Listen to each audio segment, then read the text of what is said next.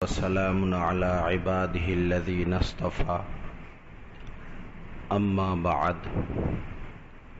فأعوذ بالله من الشيطان الرجيم بسم الله الرحمن الرحيم فاسألوا أهل الذكر إن كنتم لا تعلمون صدق الله المولانا العظيم اللهم صل على سيدنا ومولانا محمد وعلى آل سيدنا ومولانا محمد وبارك وسلم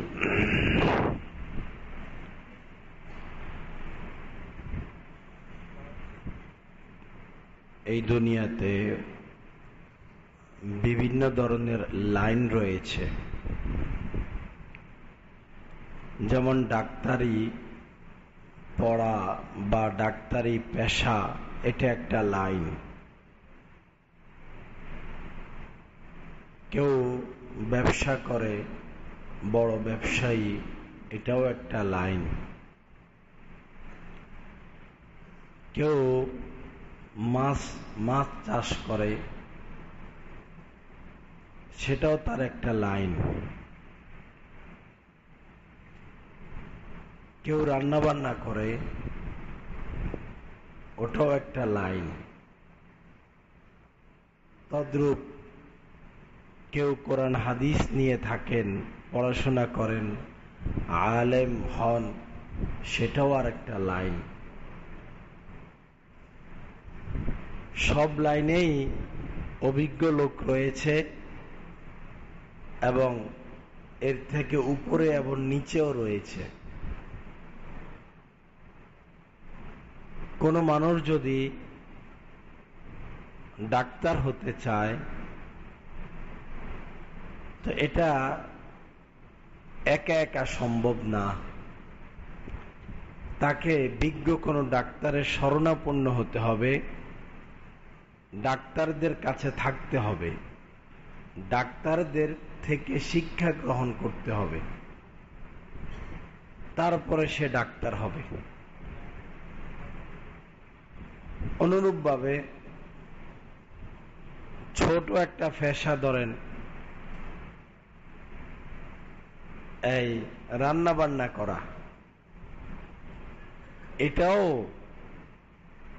যারা পাক শাক জানে, অভিজ্ঞ, তাদের সংস্পর্শে থাকলে দেখতে দেখতে ওই লোক এক সময় পাক শাক করা শিখে যায়। যে যে লাইনে, সে তার লাইন সম্পর্কে অভিজ্ঞতা রাখে। একজন ডাক্তার সাহেব, উনি অনেক কিছু জানেন তার লাইনে, তার জ্ঞান, তার বিদ্যা, তার অভিজ্ঞতায়। কিন্তু তাকে যদি বলা হয় যে আজকে 200 মানুষের খানা পাকানো হবে, 20 কেজি গোশত, 20 কেজি গোশতের সাথে কয় কেজি চাউল দিতে হবে বিরিয়ানি, পেঁয়াজ কত কেজি, রসুন কত কেজি, আদা কত কেজি,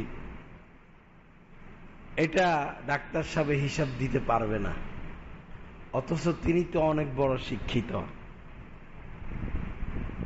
এটা তার দুর্বলতা না, তিনি এই লাইনের না। কিন্তু একজন বাবুর্চি, হয়তো সে নামটাও লিখতে পারে না, সে ঠিকঠাক মতো বলে দিবে পেঁয়াজ এত, রসুন এত, তেল এত, আদা এত, কালো জিরা, লং, এলাচি। তো পেশা ভিন্ন, অভিজ্ঞতা ভিন্ন। দ্বীনি লাইনে, ধর্মীয় লাইনে এরকম অভিজ্ঞ লোক রয়েছেন, যাদেরকে বলা হয় আলেম ও উলামা। ধর্মীয় লাইনে যদি জ্ঞান অর্জন করতে হয়, গভীরে পৌঁছতে হয়, তাদেরকে অবশ্যই আলেম ওলামাদের শরণাপন্ন হতে হবে, তাদের থেকে গ্রহণ করতে হবে।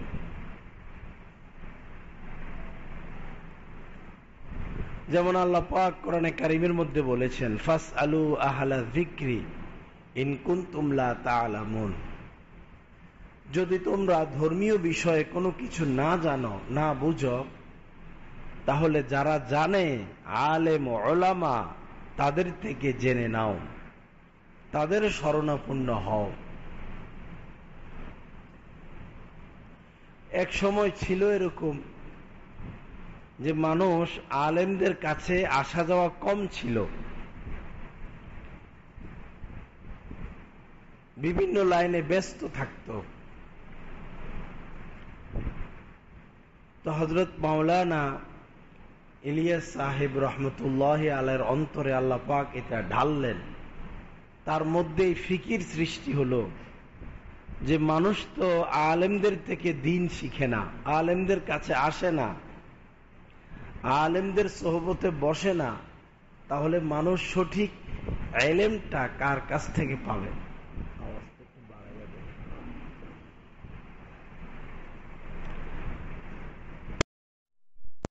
দাওয়াতুত তাবলীগ নামে এই কাজটা চালু করেন, যেটা বিশ্বব্যাপী ছড়িয়ে পড়েছে দাওয়াতুত তাবলীগের মেহনত। তো এই দাওয়াতুত তাবলীগের মেহনতকে চালু করার উদ্দেশ্য, মৌলিক উদ্দেশ্য ছিল যেন মানুষ আলেমমুখী হয়, আলেমদের সান্নিধ্যে আসে, সোহবতে আসে, আলেমদেরকে চিনে জানে বুঝে, এবং ইলম কোরআন হাদিসের ইলমের প্রতি আজমত পয়দা হয়। এই উদ্দেশ্যে হযরত মাওলানা ইলিয়াস সাহেব রহমতুল্লাহ আলাইহি এই দাওয়াতুত তাবলীগের মেহনতকে চালু করলেন। প্রথম এই নিয়মই ছিল, মানুষ চিল্লা দিত, 3 দিন যাইত, 3 চিল্লা দিত, এরপরে কোনো একজন আলেমের সাথে তার সম্পর্ক হইতো, আসা যাওয়া হইতো, এরই মাধ্যমে সে দ্বীনের উপরে চলত।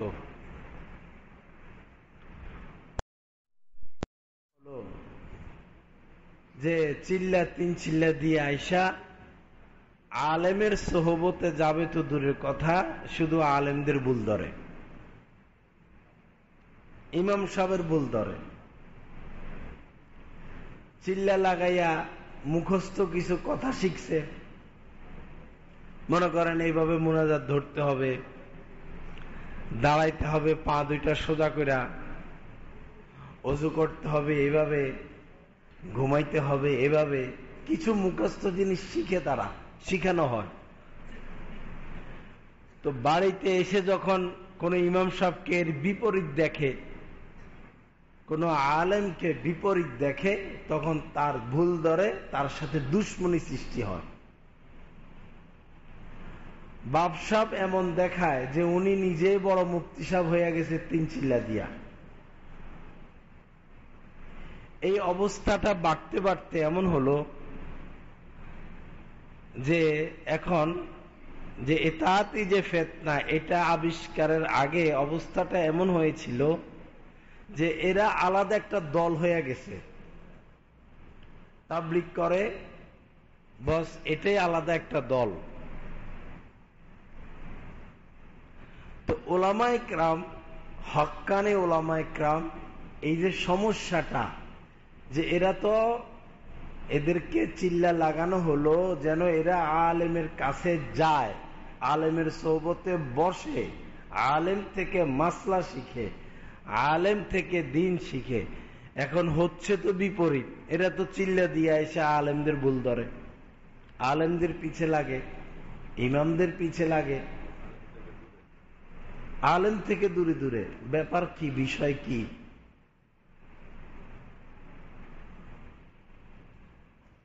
কিন্তু তাদের শক্তিটাও এমন হয়ে গেছে যে তাদেরকে কিছু বলাও যায় না। যেমন আমি আমার কমলপুর মাদ্রাসা মসজিদে মাঝে মধ্যে 2-1টা ইঙ্গিত দিতাম কিছু কিছু বলতাম, দেখা গেছে তারা আমার বিরুদ্ধে এমন লাগলো, সারাক্ষণ আমার সমালোচনা জায়গায় জায়গায়, আমার বিরোধিতা। এক পর্যায়ে মাদ্রাসা কমিটির কাছে তারা লিখিত অভিযোগ দিছে যে উনি তাবলীগ বিরোধী, উনি এই বলে, উনি এই বলে, উনি এই বলে। যে অভিযোগগুলোর অধিকাংশই ছিল মিথ্যা কথা, বানোয়াট। এইভাবে ঢাকা শহর সহ বাংলাদেশের বিভিন্ন জায়গায় যখনই কোনো আলেম তাদের কোনো ভুল ধরে দিতেন ইসলাহের নিয়তে, সংশোধনের নিয়তে, ওই আলেম ওই মসজিদে আর থাকতে পারত না, বিভিন্ন ষড়যন্ত্র করে তাকে বের করে দিত। অথচ এই কাজটা চালুই করা হয়েছিল যেন আলেমের কাছে আসে। হয়ে গেল বিপরীত, এখন তারা করে আলেমের বিরোধিতা।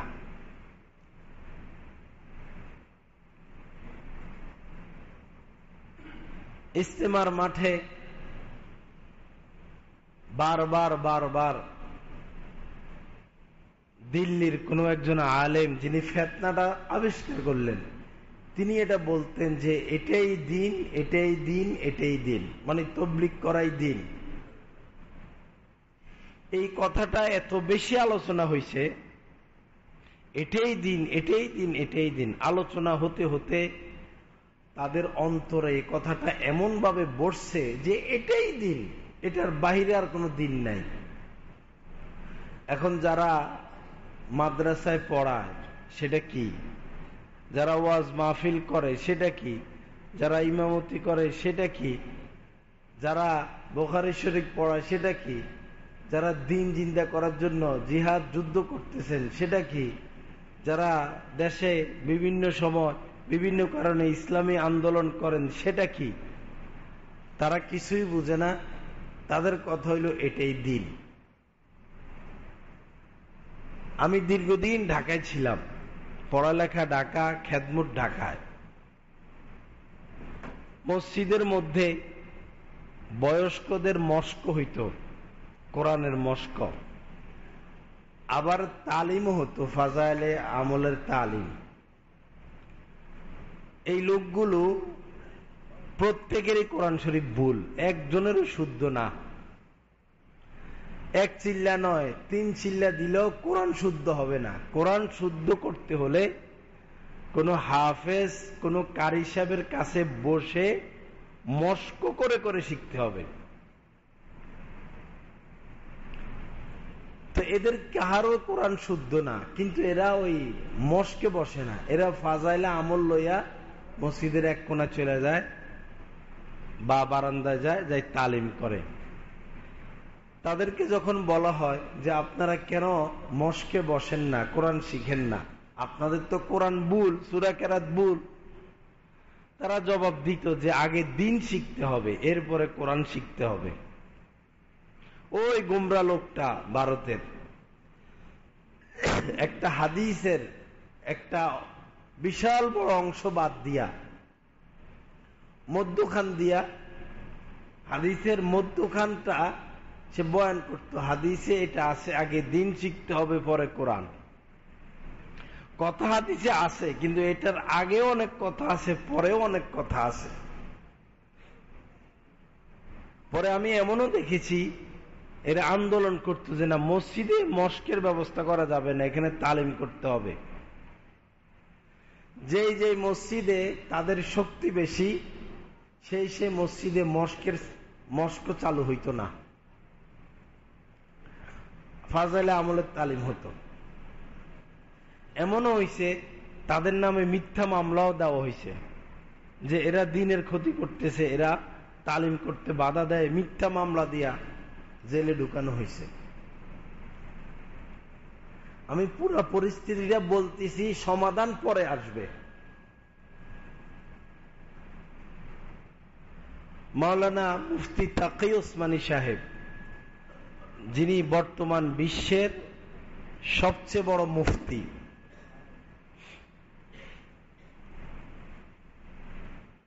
উনি এমন যে একদিনে 4-5টা রাষ্ট্র উনি সফর করেন একদিনে। হয়তো ফজরের পরে ওনার সেমিনার সৌদি আরব, 2টা বাজে ওনার সফর ইরাক, 4টা বাজে ওনার সফর মালদ্বীপ, রাত 10টা থেকে ওনার সেমিনার বা বয়ান আরেক জায়গায়। এমনও হয় একদিনে কয়েক রাষ্ট্র সফর, এত বড় আলেম। উনার সময় পাওয়া যায় না, বাংলাদেশে হাজার চেষ্টা করে উনারে আনা যায় না, ব্যস্ত। তো উনি একদিন ওই করাচিতেই কোথাও যাচ্ছেন, নামাজ পড়বেন, সময় হয়েছে, মাগরিবের নামাজ পড়লেন মসজিদে। তো উনাকে তো পাওয়া যায় না, উনাকে পাইয়া তো পুরা মহল্লাবাসী খুশি, ফিরি ফিরি পাইছি। সবাই আইসা ধরছে, হযরত 2টা মিনিট হইল আপনি আজকে কিছু কথা বলবেন আমাদেরকে। উনি রাজি হয়েছে, ঠিক আছে আমি মাগরিবের পরে কিছু কথা বলবো। তবলিগওয়ালারা দাঁড়ায় গেছে, তারা বাধা। তারা বলতেছে যে না, আজকে আমাদের গাছতের দিন, আজকে গাছত হয়েছে, গাছতের বয়ান হবে, এখন আর কোনো কিছু করা যাবে না। তাদের এটা বক্তব্য হলো এইটাই তো দিন, তবলিগই দিন, যেহেতু গাছত হয়েছে বয়ান হবে, এখানে আর কিছু হবে না। মুফতি তকি উসমানী সাহেব বললেন, ঠিক আছে আপনাদের বয়ানই হোক, আমি বসি, এরপর আমি চলে যাব। পাবলিক তো এটা মানবে না, খুনাখুনি হয়ে যাবে। তবলিগের লোকজন বলল, পাবলিক তো এটা মানবে না। তো বললো, এখন আমি কি করব? আপনারাই বয়ান করেন, আমার বয়ানের শখ নাই, দরকার নাই। পরে লোকজন খেয়ে বলল, না, বয়ান হযরতই করবেন। পরে তবলিগের লোকজন জবাব দিল যে তাহলে তো উনি দিনের ক্ষতি করে ফেলল, বিশ্বের সেরা মুফতি বয়ান করবে, কি হয়ে গেল? দিনের ক্ষতি হয়ে গেল, দিনের ক্ষতি হয়ে যাবে। মানে তারা বুঝছে যে এটাই দিন। তো এইভাবে যখন উলামায়ে কেরাম দেখতেছে যে এই কাজটা চালু করা হলো আলেমদের সোহবতে যাওয়ার কারণে, যেন মানুষ আলেমদের কাছে যায়, পরিস্থিতি এখন এমন হয়ে গেল যে আলেম বিমুখ। যখন দাওয়াতুত তাবলীগের কাজ শুরু হয়, প্রথম মারকাজ হইছে এই রায়বেন্নি বলে ভারতে, নিজামুদ্দিনে। পাকিস্তানে হলো রায়বেন্ড, নিজামুদ্দিনে মারকাজ চালু হয়। ওই সময় আমির ছিলেন মাওলানা ইলিয়াস সাহেব রহমতুল্লাহ আলাই। তিনি মস্ত বড় একজন আলেম, একজন পীর সাহেব এবং তাবলীগের প্রতিষ্ঠাতা। তো যারা ওই সময় তাবলীগ করত তারা বায়াত হতেন, বিশেষ করে ইলিয়াস সাহেব রহমতুল্লাহ আলাইহির হাতে বায়াত হইতেন।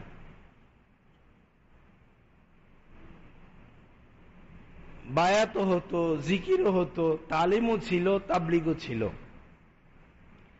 ইলিয়াস সাহেব রহমতুল্লাহ আলাই মারা গেলেন, বিশ্ব আমির হইলেন হযরতজি ইউসুফ রহমতুল্লাহ আলাই।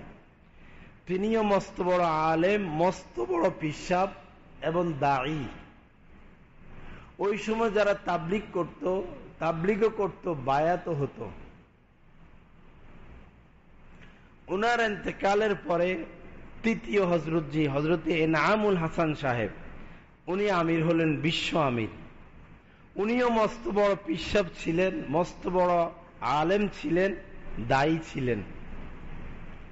লক্ষ লক্ষ মানুষ উনার হাতে বায়াত হইত, বিশেষ করে যারা তাবলীগ করত। এনামুল হাসান সাহেব যখন বাংলাদেশ মার্কাজে কাকরাইলে আসতেন, আসরের পরে গাছতে হইত, গাছতের বয়ান হতো।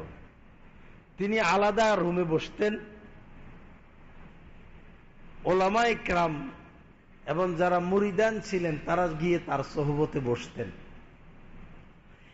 মাওলানা এনামুল হাসান সাহেব পর্যন্ত যারা তাবলিগ করতেন তারা পীর মুরিদি, তাবলিগ, তালিম, তাসকিয়া এটাকে এক কাজ মনে করতেন, যে বায়াত হওয়া ফরজ, সুন্নত, ইসলাহ হওয়া ফরজ, দাওয়াতের কাজ দ্বীনের উপর টিকে থাকার জন্য, ব্যাপকভাবে ঘরে ঘরে দ্বীন প্রচারের জন্য, আওয়াম যেন আলেম মুখী হয়, এজন্য দাওয়াতের মেহনত। এনামুল হাসান সাহেবের ইন্তেকালের পরে যিনি উপযুক্ত ছিলেন আমির হওয়ার, তিনি হচ্ছেন মাওলানা জুবায়ের সাহেব, এনামুল হাসান সাহেবের ছেলে। উনি অনেক বড় আলেম এবং পিসাব। লোকজন এনামুল হাসান সাহেব মারা যাওয়ার পরে উনার হাতে বায়াত হওয়া শুরু করলেন। তাবলিগও করেন, বায়াত হন, জিকিরও করেন, তালিমও সব। এখন মাওলানা সাদ সাহেব, আমরা মাওলানা বলি সম্মানার্থে, বাকি উনার কোনো সার্টিফিকেট নাই। উনি যে কোন মাদ্রাসা থেকে দাওরা পাশ করছেন, দাওরা যেটা বাংলাদেশ সরকার যে দাওরাকে মাস্টার্সের মান দিয়েছেন, আমরা সে দাওরা পাশ, আমাদের সনদ আছে। উনি কোথায় কোন মাদ্রাসায় দাওরা পড়ছেন এটার কোনো সনদ উনার নাই। এবং উনি ব্যক্তিগতভাবে সালও দেন নাই, 3 চিল্লাও দেন নাই। উনি কারো হাতে বায়াতও হন নাই, উনাকে কেউ খেলাফতও দেয় নাই। যারা বায়াত করেন তাদের হাতে তাদেরকে কেউ খেলাফত দিতে হয়, কোন বড় বুজুর্গ। মাওলানা সাদ সাহেবকে কেউ খেলাফত দেন নাই, কিন্তু উনি এখন মুরিদ করতেছেন খেলাফত ছাড়া।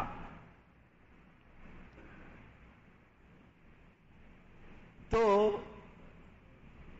এই সাদ সাহেব, তার আশা ছিল মাওলানা এনামুল হাসান সাহেবের পরে তিনি বিশ্ব আমির হবেন। এদিকে যোগ্য হলো মাওলানা জুবায়ের সাহেব। এখন সাদ সাহেবের পক্ষে অনেক লোক, মেওয়াত এলাকার যারা, যেহেতু উনি ইলিয়াস সাহেব রহমতুল্লাহ আলাইহির বংশের লোক, ওই বংশীয় কারণে মেওয়াতের অধিকাংশ লোক তার ভক্ত, এবং তারা চায় মাওলানা সাদ সাহেব আমির হোক। আর পুরা দিল্লি সহ ভারত সহ বহির্বিশ্বের অধিকাংশ মানুষ চায় মাওলানা জুবায়ের সাহেব আমির হোক, যেহেতু তিনি যোগ্য। এটা নিয়ে ফিতনা শুরু হলো, কানা গোসা। পরে মাওলানা জুবায়ের সাহেব সহ বিজ্ঞ আলেমরা চিন্তা করলেন যে একক একজনকে যদি আমির দেওয়া হয়, যদি সাদ সাহেবকে বিশ্ব আমির বানানো হয়, দিল্লির লোকেরা মানবে না, আন্দোলন হবে, বিশ্বের অন্যান্য লোকেরা মানবে না। জুবায়ের সাহেবকে আমির দিলে মেওয়াতের লোক মানবে না, মার্কাজ জ্বালাইয়া দিবে। মার্কাজের সমস্ত লোক মেওয়াতের, বাবুরসিও মেওয়াতের, ইমাম সাহেব মেওয়াতের, খাদেম মেওয়াতের, পুরা এলাকা মানে মার্কাজ পরিচালনার জন্য যত লোক দরকার, দারোয়ান সহ সব মেওয়াতের, সাদ সাহেবের হাতে। বড় ধরনের ফিতনা থেকে বাঁচার জন্য ওলামায়ে কেরাম পরামর্শ করে সিদ্ধান্ত নিলেন, আমরা কাউকে আর বিশ্ব আমির বানাবো না, পরামর্শ ভিত্তিক তাবলীগের কাজ চলবে।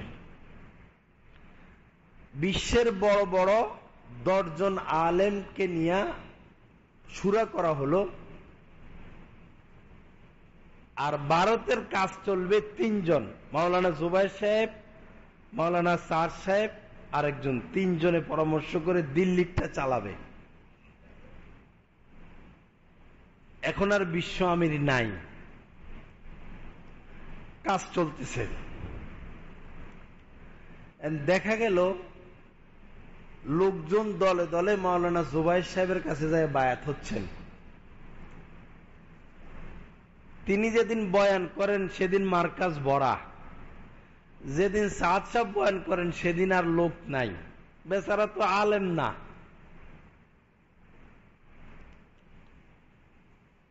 তার মাথায় তো বুদ্ধির অভাব নাই। আমাদের কাছে এই প্রমাণও আছে, তিনি ইসরায়েল 2 বার সফর করছেন গোপনে। ইসরায়েল 2 বার সফর করছেন।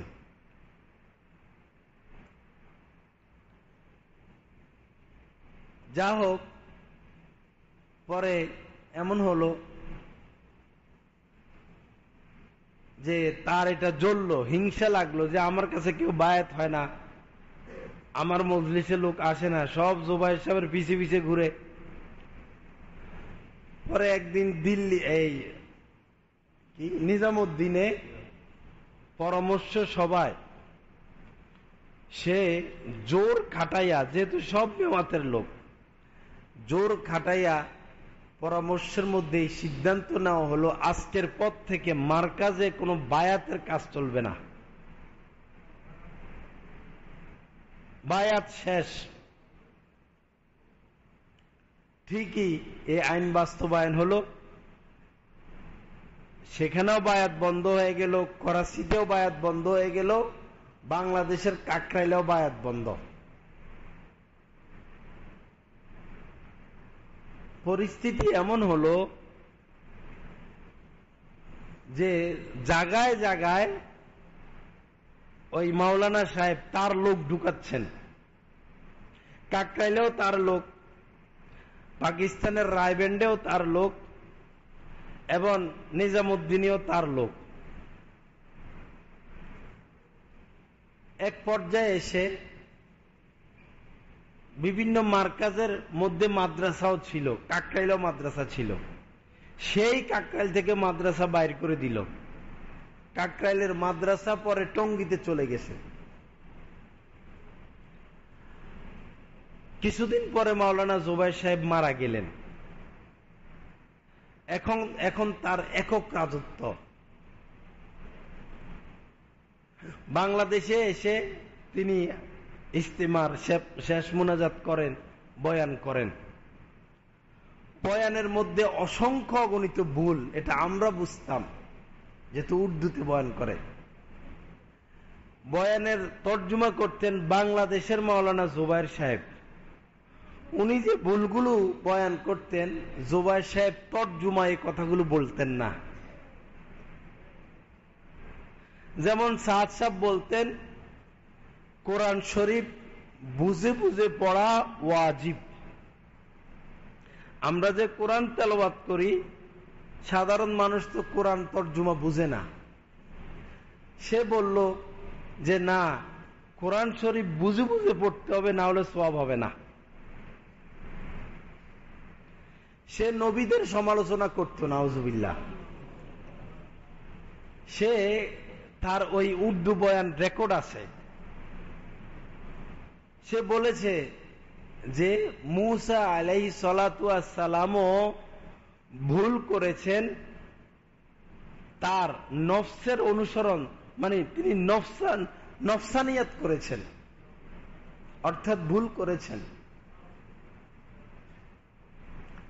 কি ভুল করছেন? আল্লাহ পাক যে বলছেন তাওরাত দিবেন, তুমি এই এসে তুর পাহাড়ে 40 দিন থাকো, রোজা রাখো, ইবাদত বন্দিগি করো, এরপরে তোমার উপর তাওরাত দেওয়া হবে। তো তিনি উম্মতকে ছেড়ে তুর পাহাড়ে চলে গেলেন। এই ফাঁকে উম্মত মূর্তি পূজা শুরু করছে। একটা গরু বাছুর বানাইয়া, অনেক বড় কাহিনী, সেদিকে যাব না। গরু বাছুর এটারে তারা সেজদা করা শুরু করছে। তো উম্মত যে গরু বাছুরের সেজদা করেছে, উম্মত যে শিরক করছে, এটার জন্য তিনি মুসা আলাইহিস সালামকে দায়ী করছেন যে সে কেন উম্মতকে ছাইড়া গেল, এজন্য উম্মত গুমরাহ হয়েছে, এটার জন্য মুসা নবী দায়ী, নাউজুবিল্লাহ। অথচ তিনি তো আল্লাহর হুকুমে গেছেন, আর তিনি তো তার ভাইকে রাইখা গেছেন, তার ভাইও নবী ছিলেন। এভাবে এমন এমন কথা মন্তব্য সে শুরু করলো যেটা বরদাস্ত করার মতো না। যেমন টাচ মোবাইল, সে ফতুয়া দিছে টাচ মোবাইল পকেটে রাখে নামাজ পড়লে নামাজ হবে না। এখন ইমাম সাহেব যদি তার পকেটে টাচ মোবাইল, সে যদি নামাজ পড়ায় তো তারই তো নামাজ হবে না, তো মুসল্লিদের কি অবস্থা? সে বলেছে যে ইমামেরা ইমামতি করে, যে মাদ্রাসার শিক্ষকরা টিচিং করে বেতন নেয়, হাদিয়া নেয়, এটা বেশ্যার ইনকামের চেয়েও নিকৃষ্ট। এই কথাগুলোর রেকর্ড আছে, এটা গায়ের জোরে বলতেছি না, এটা সে দীর্ঘদিন ধরে বলে আসতেছে, আমরা জানি, আলেমরা জানে, কিন্তু আমরা যে মুখ খুলবো আমাকে জবাই করে দিবে। এটা যে সে বলতেছে আমরা জানি, কিন্তু আমরা মাজবুর।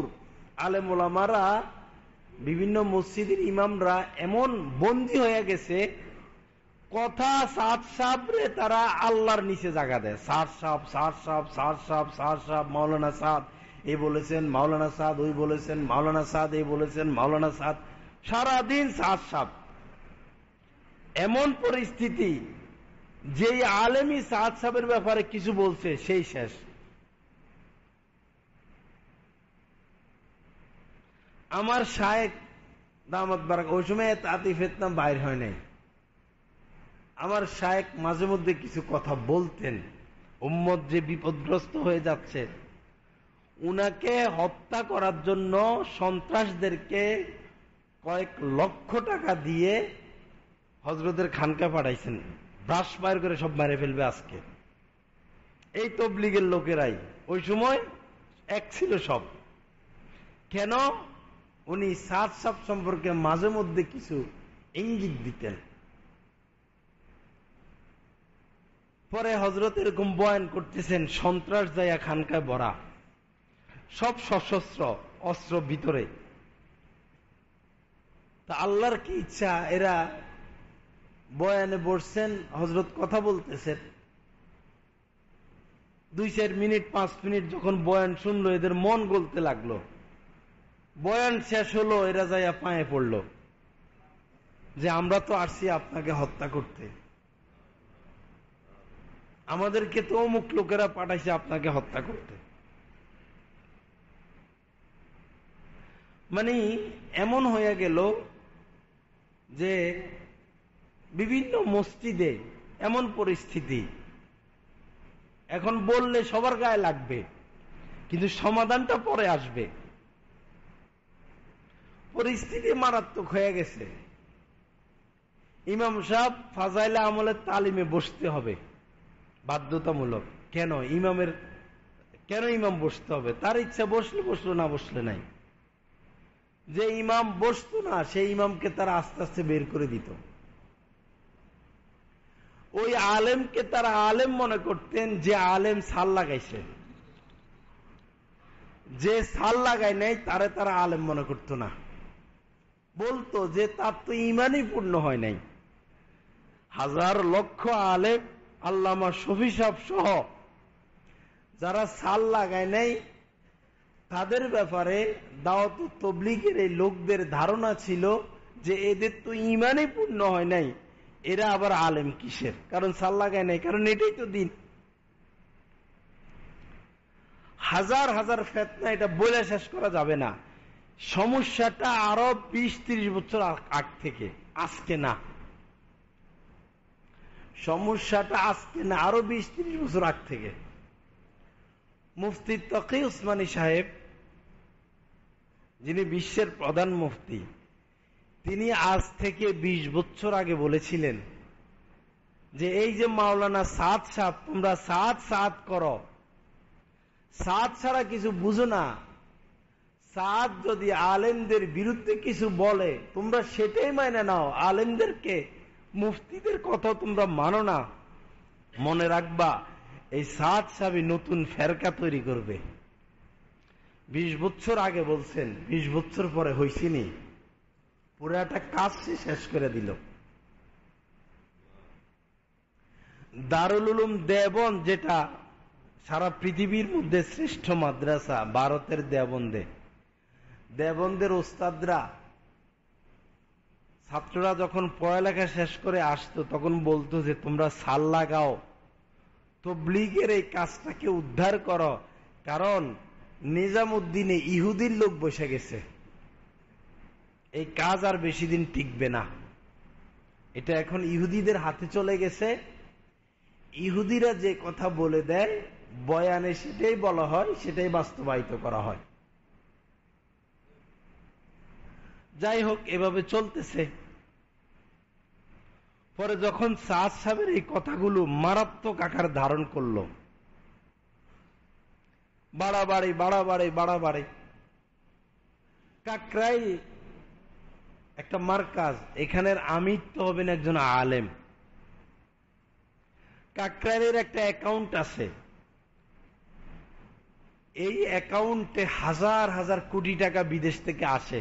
যারা এই তবলিগে আসে তারা ইস্তেমার মাঠের অবস্থা দেখা, কাকরাইল মসজিদ ভাঙা ভুঙ্গা দেখা তারা ওই অ্যাকাউন্টে টাকা দিত, কোটি কোটি টাকা এই অ্যাকাউন্টে আসতো।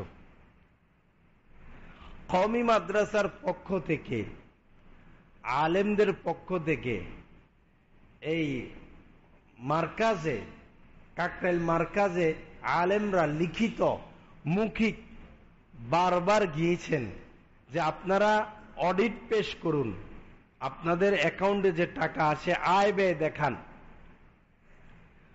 ওই মার্কাজ থেকে বলতো যে আপনাদের মাদ্রাসায় যাই আমরা আয় ব্যয়ের হিসাব নিছি, আপনারা মার্কাজে, আমাদের মার্কাজে এসে আয় ব্যয়ের হিসাব চান।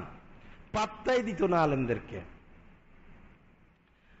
এই মার্কাজের অ্যাকাউন্টে তিন ব্যক্তির মধ্যে কোনো আলেম নাই। একজন ইঞ্জিনিয়ার ওয়াসেফ তার নাম, সে হয়ে গেছে কাকরাইলের মুরব্বী। তবলিগের সাথীরা এই কথা বলা শুরু করছে ব্যাপকভাবে, মুরব্বীরা বলেছেন। আলেমরা এটা বিরোধিতা করত যে মুরব্বীরা বলছেন, কথা এটা না, কথা হলো আলেম কি বলছেন। কিন্তু তারা আলেম বলতো না, তারা বলতো মার্কাজের মুরব্বীরাই বলছেন। এই শব্দটা ইসরায়েল থেকে আসছে। মুরব্বী তো হলো ইঞ্জিনিয়ার, ডাক্তার। তো কাকরাইলও চলে গেল আওয়ামের হাতে। মৌলানা জুবায়ের সাহেব আলেম ঠিক আছেন, কিন্তু তার কর্তৃত্ব নাই।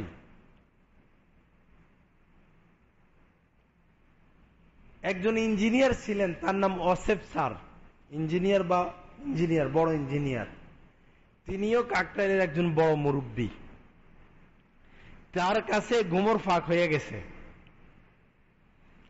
পরে তাকে গাড়ি বাড়ি কোটি কোটি টাকা দেওয়ার প্রস্তাব করছে, তিনি এটা গ্রহণ করেন নাই। তিনি কাকরাইলে আছেন। পরে ইঞ্জিনিয়ার ওয়াসিফ স্যার তিনি আলেমদের কাছে যাওয়া শুরু করলেন যে কাকরাইলে তো এই হইতেছে, কোটি কোটি টাকার দুর্নীতি। যেই কিছু বলে 8-10 কোটি 20 কোটি 50 কোটি দিয়ে দিলে কিছুই হয় না, কোটি কোটি টাকা ওই অ্যাকাউন্টে। আজ পর্যন্ত ওই অ্যাকাউন্টের হিসাব ওই 3 লোক দেয় নাই। যারা এতাতি হয়ে গেছে তাদেরকে বলেন যে ওই অ্যাকাউন্টের হিসাবটা আনো, কয় হাজার কয় কোটি টাকা আসছে আর ব্যয়টা কি। আরে অসেফ সহ এদের সম্পদের হিসাব নাও, এরা এত লক্ষ কোটি টাকার মালিক কেমনে হলো, কোথায় থেকে আসলো এই টাকা। কয়েকজন মন্ত্রী কিনে ফেলা তাদের জন্য কোনো ব্যাপার না। ইস্তেমার মাঠে আপনারা তো জানেনই, হাজার হাজার আলেমদেরকে মারা হয়েছে, হাজার হাজার ছোট ছোট মাদ্রাসার ছাত্রদেরকে হাত ভাঙিয়ে দিছে, মাথা ফাটাইয়া দিছে। আপনাদের বৈরব থেকেও তাবলিগের গাড়ির ভিতরে লাঠি ঢুকাইয়া গেছে ইস্তেমার মাঠে আলেমদেরকে মারার জন্য। হাজার হাজার আলেমকে মারা হয়েছে। আল্লামা শফি সাহেব পরামর্শ দিচ্ছেন যে যে যে এলাকার সে এলাকা থেকে থানায় মামলা করো, আমরা সরকারের কাছে বিচার চাই, আমরা আইন হাতে নিব না। কিন্তু বাংলাদেশের কোনো থানায় মামলা নেয় নাই, কোনো থানায় মামলা নেয় নাই। কি পরিমাণ অর্থ খরচ করা হয়েছে। পরে স্বরাষ্ট্রমন্ত্রীর সাথে বারবার মিটিং, এটা নিয়ে এই পক্ষ মিটিং সেই পক্ষ মিটিং। ওই সময় সরকারও পেরেশান, কি সমাধান দিবে। পরে সরকার আল্লামা আহমদ শফী রহমতুল্লাহ আলাইহির কাছে প্রস্তাব দিছেন যে আপনি বলেন আমরা কি সমাধান দিতাম। স্বরাষ্ট্রমন্ত্রী নিজে গেছেন সম্ভবত, বা কয়েকজন মন্ত্রী গেছেন হাটাজারি মাদ্রাসায়। আল্লামা শফী সাহেব রহমতুল্লাহ আলাইহি বলছেন যে যেহেতু দারুল উলুম দেওবন্দ ভারতের, এটাকে সারা বিশ্বের সবাই মানে, এটাই সর্বপ্রথম মাদ্রাসা, ওখান থেকে যে ফতুয়া দেয় এটাই ফতুয়া, এটাই আসল। দোনো পক্ষকে, যারা ইঞ্জিনিয়ার ওয়াসেফ পক্ষ এদের মধ্যে 8-10 জন, আর আলেমদের থেকে 8-10 জনকে দেওবন্দে পাঠান। দেওবন্দে যাইয়া উভয় প্রস্তাব পেশ করুক কে হকের উপর আছে। ওইখান থেকে যেটা বলে দিবে আপনারা রাষ্ট্রীয়ভাবে সেটা বাস্তবায়ন করবেন। সুন্দর পরামর্শ দিছে কিনা। পরে সরকারি খরচেই সকলের ভিসা হইছে, ডেট হইছে, সরকার ব্যয় বহন করবে। বিশেষ করে স্বরাষ্ট্রমন্ত্রী, বর্তমান স্বরাষ্ট্রমন্ত্রী এই উদ্যোগ নিছেন। এরপরে যেদিন ফ্লাইট, এদিন ওয়াসেফ সাহেব নাটকীয়ভাবে অসুস্থ। ওয়াসেফ সাহেব অসুস্থ, আলেমরা সবাই প্রস্তুত, কিন্তু এতাতিদের পক্ষ থেকে যারা, এরা সবাই আজকে অসুস্থ। এইভাবে কয়েকটা ডেট পার হলো, কিন্তু তারা দেওবন্দে গেল না। তারা শুধু আছে পয়সা দিয়ে লোক কিনে ফেলাও, পয়সা তো আছে।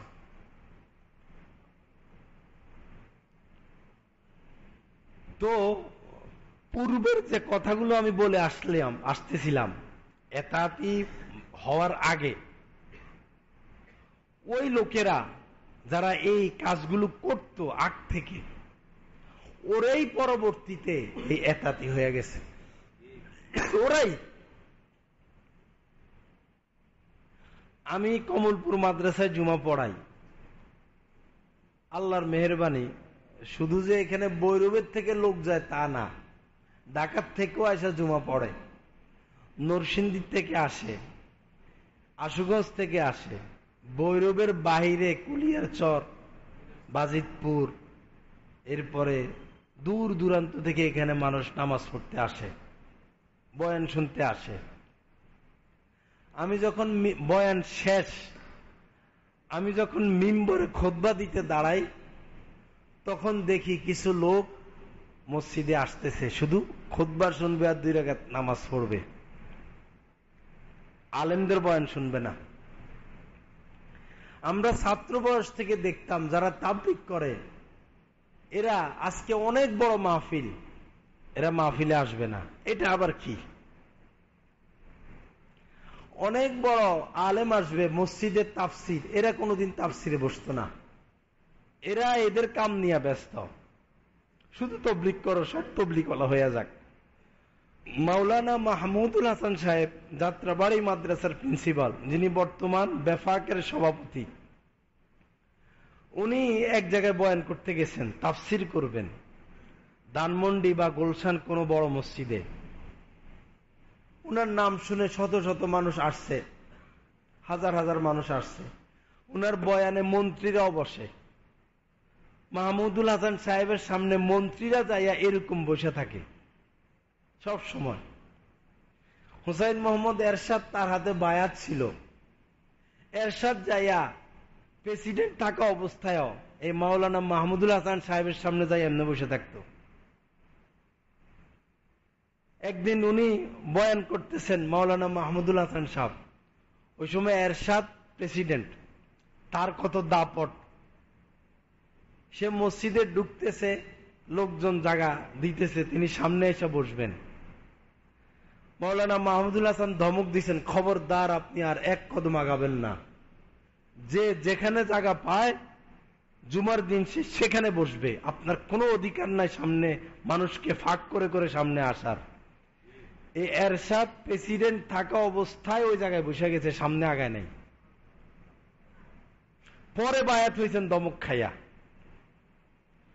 বর্তমানে অধিকাংশ মন্ত্রী এমপিরা উনার মুসল্লি, উনার মুরিদ। এত বড় আলেম তিনি, আমাদের উস্তাদ। তো তিনি গুলশান এক জায়গায় বয়ান করবেন, হাজার হাজার মানুষ, 15-20 জন মানুষ মজলিস থেকে উঠে চলে গেছে। এটা এতাতি আবিষ্কারের আগে 15-20 জন মানুষ উঠে চলে গেছে। পরে উনি বললেন, এরা সবাই উঠে গেল কেন? লোকজন বলল, এরা তবলিগ করে, তবলিগের সাথী, এদের কাছে এদের পরামর্শ আর ফাজাইল আমলের তালিমি এই ছাড়া এরা কিছু বুঝে না, এরা এই জন্য উঠে চলে গেছে। আমার শায়েকের মাসিক ইজতেমা হয় ঢাকাতে, সারা বাংলাদেশ থেকে বড় বড় আলেমরা তার মাসিক ইজতেমায় যান। ফেরিঘাটের থেকেও কে কে গেছে, যারা গেছে তারা দেখছে। তো তবলিগের ইনারা এসার পরে তালিম করেন, ফাজাইল আমলের তালিম। এসার পরে হজরতের বয়ান, হাজার হাজার আলেম, বড় বড় আলেম, কত শাইখুল হাদিস, কত মুহাদ্দিস, সব বসা। এরা 8-10 জন এই মজলিসের মধ্যে ফাজাইল আমল নিয়ে দাঁড়ায় গেছে, এরা তালিম করব। সব আলেম হতবাক হইয়া বেকুব হইয়া বসে রয়েছেন। কি, এটাই তো দিন, এটাই দিন। ওই সময় তবলিগ বাগ হয় নাই, কিন্তু কিছু করার নাই, তাদের শক্তি এত, কিছু বললে মসজিদ থেকে বাইর করে দিবে।